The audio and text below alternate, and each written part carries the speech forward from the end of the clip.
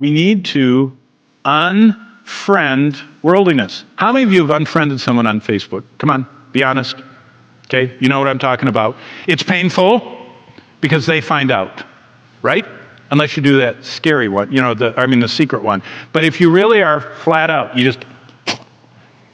Did you know, look at James 4. It actually says in James 4, unfriend worldliness. James 4:4. Adulterers and adulteresses, do you not know that friendship with the world is enmity with God? Whoever therefore wants to be a friend of the world makes himself an enemy of God. What God is saying is, the next verse, do you think the scripture says in vain, the Spirit who dwells in us yearns jealously? God says, I'm jealous. I don't want you looking at everything the world has. I want you engaged to me and have an eye single for me. So he wants us to unfriend worldliness. By the way, what was the first New Testament book? Most likely the book of James. James was the pastor of the first church of Jerusalem. So what's the first New Testament book most people read in the New Testament church? James. And what does James say?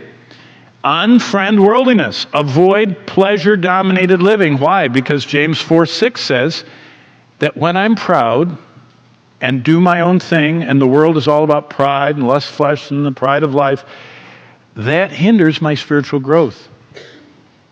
And most of us don't realize the power of humbling ourselves. God says, I resist the proud, James 4 says, but I pour out my grace on the humble. You want to get a shower, a douse of grace?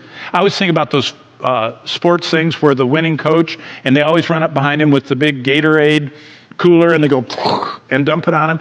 That, in my mind, is a picture of, but God pours out his grace on the humble. And that's what he wants to do